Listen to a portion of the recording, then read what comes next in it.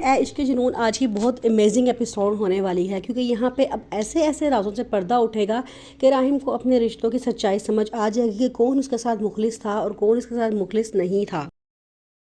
ایمن جو گھر واپس آ چکی ہوتی ہے وہ اپنی ماما سے کہتی ہے کہ ماما مجھے کبھی کبھی لگتا ہے کہ یہ میرے لیے بہت اچھا انسان ثابت ہوگا اور مجھے کڑی دھوپ سے بچائے گا، اور کبھی کبھی مجھے لگتا ہے کہ مجھے دھوپ میں کھڑا کرنے والا ہی یہ انسان تھا، مجھے اس کی سمجھ نہیں آتی، اس کے کئی روپ ہیں۔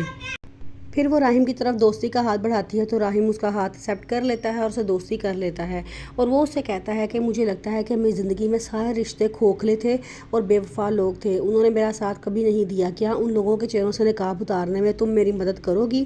وہ کہتی ہے کہ انشاءاللہ میں ہمیشہ ہر قدم پہ آپ کے ساتھ رہوں گی۔ راحم ایمن کے گھر والوں کے پاس جاتا ہے اور انہیں جا کے کہتا ہے کیا اس حادثے میں ایمن کی یادداشت بھی متاثر ہوئی تھی؟ اس کے گھر والے کہتے ہیں کہ پتہ نہیں ہمیں، لیکن ڈاکٹر نے کہا تھا کہ اس کی یادداشت میں بڑا برا اثر پڑا ہے۔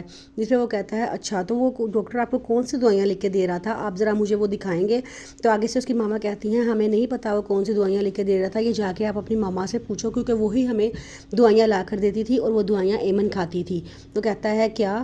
وہ ایک دم پریشان ہو جاتا ہے۔ پھر وہ گھر واپس جاتا ہے تو دیکھتا ہے کہ اس کی ماما اور ایمن دونوں کمرے میں کھڑے کچھ باتیں کر رہے ہوتے ہیں۔ وہ فٹافٹ دروازہ کھول کے جاتا ہے، اس کی ماما ڈر کے کمرے سے باہر چلی جاتی ہیں۔ اب اس کے شک اور گہرا ہو جاتا ہے کہ اس کی ماما ہی ہیں جو سب کچھ غلط کر رہی ہیں، ان سب میں صرف انہی کا ہی ہاتھ ہے۔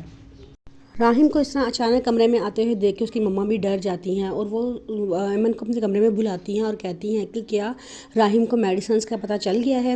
ایمن کہتی ہے نہیں، میں نے تو اسے کچھ نہیں بتایا۔ پھر وہ کہتی ہیں کہ نہیں، مجھے شک ہو رہا ہے کہ اسے کچھ نہ کچھ پتہ چلا ہے، کیونکہ وہ آج کل بڑا مشکوک نظر آ رہا ہے۔ وہ کہتی ہے کہ آپ کا بیٹا ہے، آپ خود جا کے ان سے پوچھ لیں۔